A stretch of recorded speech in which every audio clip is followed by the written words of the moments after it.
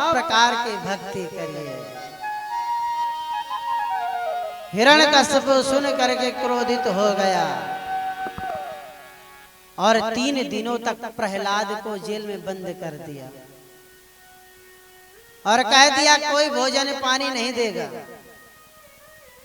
कयाधु मां तो मूर्छित हो गई कि मेरा बेटा भूखा प्यासा रहेगा। प्रहलाद जी जब जेल के अंदर गए तो देखे बड़े बड़े ऋषि मुनि जिनके हाथों में पैरों में बड़े बड़े कीले लगे हुए हैं, कीलों से ठोक दिया गया। जैसे चेतना जगती है तो भगवान का नाम लेते हैं, हरि शरणम, फिर बेहोश हो जाते हैं। भगवान को बड़ा कष्ट हुआ। 4 साल का मेला ये भक्त भूखा प्यासा। बैकुंठ में भगवान बैठे। आज लक्ष्मी जी को बोले तुम अपने हाथों से भोजन बनाओ। सुंदर भोजन बना करके भगवान आए, कयाधु का रूप धारण किया और जैसे कयाधु का रूप धारण करके आए तो जितने भी द्वारपाल थे सबने खोल दिया। महारानी है वहां की। भगवान गए अंदर, बेटा तो 3 दिनों से खाया नहीं, ये ले भोजन कर ले। प्रहलाद जी ने कहा मैया तो भी तो नहीं खाई होगी। भगवान अपने हाथों से भोजन करा रहे हैं। प्रहलाद जी ने कहा तो भी भूखी होगी, तो अपने छोटे से हाथों से तोड़ तोड़ करके खिला रहे हैं भगवान। भगवान के आंखों से अश्रुपात हो रहा है। कैसे कैसे विलक्षण भक्त है, ना उम्र है ना ज्ञान इतना, परंतु मेरी अनन्य भक्ति के कारण 4 साल का बालक कष्ट भोग रहा है। हम सब एक दिन एकादशी निर्जला व्रत, भीमसेनी एकादशी पसीना छूट जाता है, गर्मी है, प्यास लगाएगी। 2 दिन पहले बुखार आ जाती है कि निर्जला एकादशी आ रही है। माताओं को तीजा व्रत रहना पड़ता है तो बुखार आ जाती है। अब तो 12 बजे रात के बाद खा पी लेती हैं, उस व्रत का कोई महत्व ही नहीं है। सूर्योदय के बाद ही ग्रास लेना चाहिए।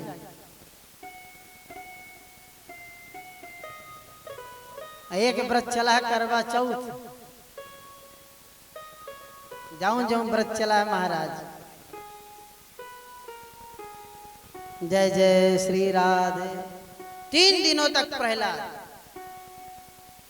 भूखे प्यासे भगवान ने खिलाया और जब 3 दिन पूर्ण हुआ प्रहलाद जी को बुलवाया हिरण्यकश्यप ने। क्यों रे दुष्ट, अब तू सुधर गया होगा? बोले नाना मैंने तो भोजन पाया। किसने भोजन दिया? मेरी माँ ने। कयाधु को बुलवाया। क्यों रे कयाधु, जब मेरा आदेश था तू भोजन लेकर के कैसे पहुंच गई? बोले नाना मैं भोजन लेकर के नहीं गई। प्रहलाद जी कहते क्यों माँ झूठ बोलती है? कयाधु कहते प्रहलाद मैं तेरी सौगंध खाते हूँ बेटा, मैं भोजन लेके नहीं गई। प्रहलाद जी तो नाचने लगे। हे भगवान, जब मेरी माँ मुझे भोजन नहीं दिया, पिता ने मेरा भोजन बंद कर दिया, तू आकर के स्वयं मेरी माँ का रूप धारण करके मुझे भोजन कराया। किस बात की चिंता भक्तों को? हम विश्वास नहीं करते हैं, पूर्ण विश्वास तो हो। प्रहलाद जी को भगवान ने जब भोजन कराया, प्रहलाद जी नाचने लगे। बोले पिताजी अब मुझे कोई भी सजा दे दो, मुझे कोई कष्ट नहीं होगा। क्या कह नहीं कराया? सर्पों से कटवाने का प्रयास किया, हाथी से कुचलवाने का प्रयास किया,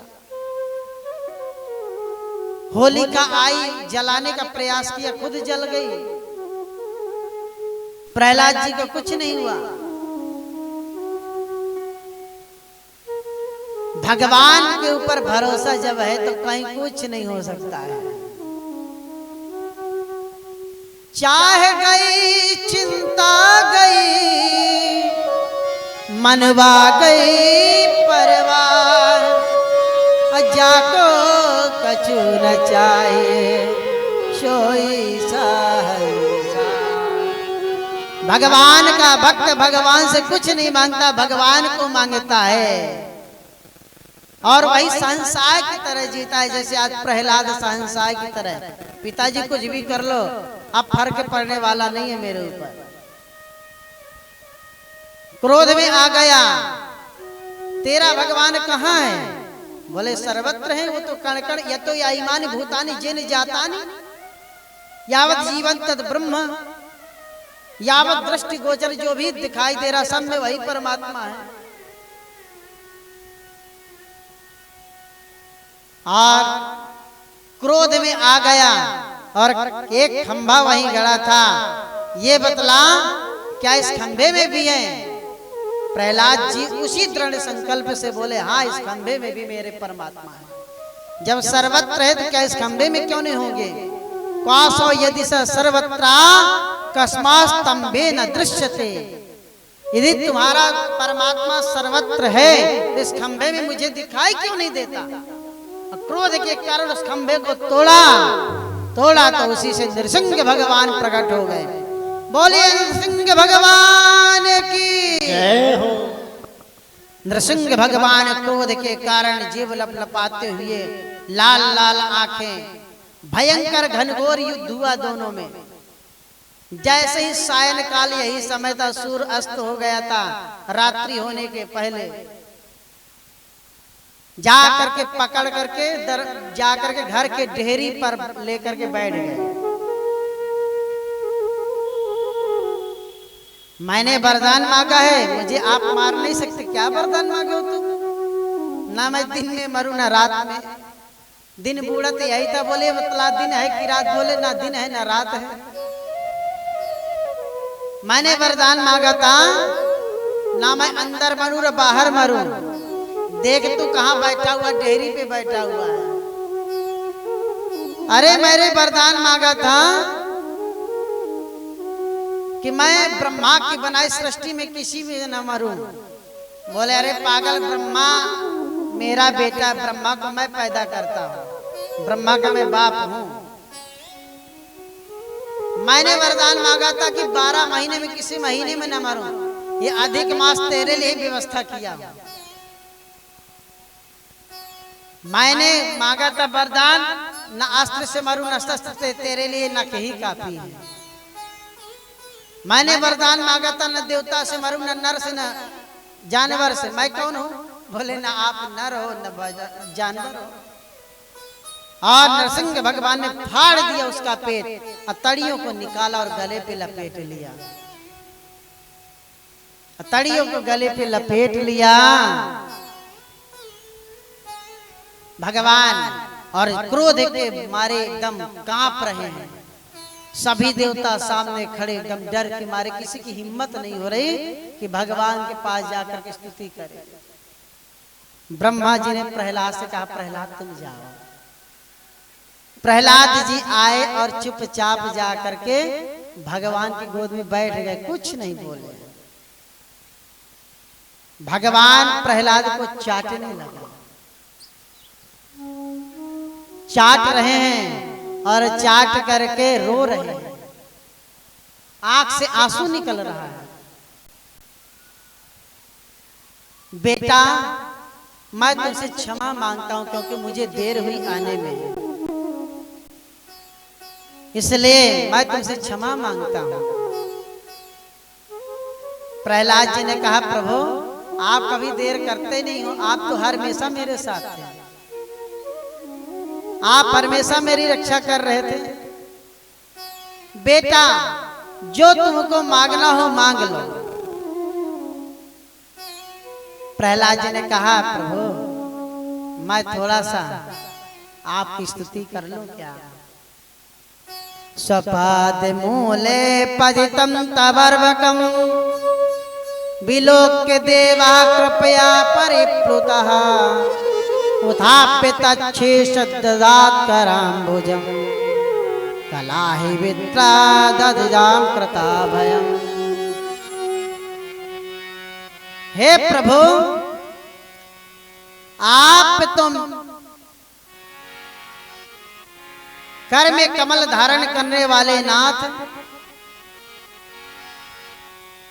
आपके कृपा से काल्प सर्प रूपी मृत्यु से भी भय मुझे नहीं हो सकता है, क्योंकि आपकी कृपा है, क्योंकि आप काल पुरुष स्वयं हैं। इसलिए आप देर आए हैं, इसमें मुझे कोई भय लगा ही नहीं, क्योंकि आप सदैव मेरी रक्षा करते रहे हैं। इसलिए प्रभु ऐसा कुछ नहीं है, मांग ले जो मांगना हो। प्रभु ये बतलाइए, आप गोद में मैं आपके बैठा हूं, क्या ब्रह्मा जी कभी ऐसे बैठे हैं? बोले नहीं, इससे ज्यादा सौभाग्य क्या चाहिए, मुझे कुछ नहीं चाहिए, बेटा मेरी इच्छा है। यदि प्रभु देना ही चाहते हो तो मेरे पिताजी जीवन भर पर्यंत आपसे दुश्मनी लिए, उनका कल्याण हो जाए। बोले जिस कुल में तुम्हारे जैसे भक्त पैदा होते उसकी 21 पीढ़ी का कल्याण हो जाता है। एक पीढ़ी नहीं, 21 पीढ़ी का। तब भी मेरी इच्छा मांग ले प्रभु, जो मैं मांगना चाहता हूं वही आप आशीर्वाद दो। क्या? यदि राशि समय का मान वरास्तव वरदर सभा कामानम हृदय संरोहम भवतस्तु वृणेवरम। मेरे हृदय में किंचित मात्र भी यदि कामना हो, वो कामना की जड़ ही समाप्त हो जाए, कभी कोई कामना जगे ही ना। ऐसे थोड़ी द्वादश भागवत में नाम आया है। भगवान का भक्त भगवान से संसारिक विषय वस्तु को कभी नहीं मांगता। ये तो हम और आप जैसे हैं भक्त। भगवान आ जाए तो लिस्ट ऐसी तैयार कर दे कि भगवान ही भाग जाए बेचारे थक के, कलयुगी भक्तों के चक्कर में। एक भगवान भोलेनाथ की आराधना किया, कलयुगी भक्त था। भगवान भोलेनाथ प्रसन्न हो गए, बोले तुम कलयुग के भक्त, इसलिए मैं तुमको 3 वरदान देता हूँ, मांग लो। वो भी हमारे जैसे कलयुगी भक्त। बोले अभी आप फंसे नहीं हो भोलेनाथ कलयुगी भक्त के चक्कर में, हम बताते हैं आपको। बोले पहला वरदान दे दो प्रभु, मेरा एकदम स्वर्ण जटित महल हो जाए। दूसरा वरदान दे दो कि मुझसे बड़ा कोई धनाढ्य ना हो। तीसरा वरदान दे दो जब चाहूं तब मांग लूं वरदान। 3 वरदान फिर मांगो। भोले बाबा एक दिन भोजन कर रहे थे, उसको बुखार आ गया। भोलेनाथ बेचारे भोजन छोड़ करके भागे। हाँ भक्तराज, प्रभु मुझे अब जीवन पर्यंत कभी बुखार ना आए, मेरी बुखार ठीक हो जाए। तीसरा वरदान जब चाहूं फिर मांग लूं। अब भोले बाबा बेचारे हंसते सोते खाते पीते जब चाहे तब बुला रहा है। हमारे भगवान विष्णु बैठ करके हंस रहे हैं। बाबा फंसा है चक्कर में, भक्त के चक्कर में। बोले प्रभु कृपा करो। बोले सरस्वती से कहो। माता सरस्वती का आह्वान किया भोलेनाथ ने। सरस्वती मैया जाकर के कंठ में बैठ गई, भक्त के बुलाया। पहला वरदान, आज के बाद संसार की कोई विषय वस्तु में कामना ना जगे मेरी। दूसरी, मैं भगवान का भक्त हो जाऊं। और तीसरी भक्ति यही है कि जब भी जन्म लो प्रभु सदैव भक्ति करूं। भोले बाबा ने तुरंत वरदान दे करके भगे। तो कलयुग के भक्तों के चक्कर में भगवान भी डरते हैं।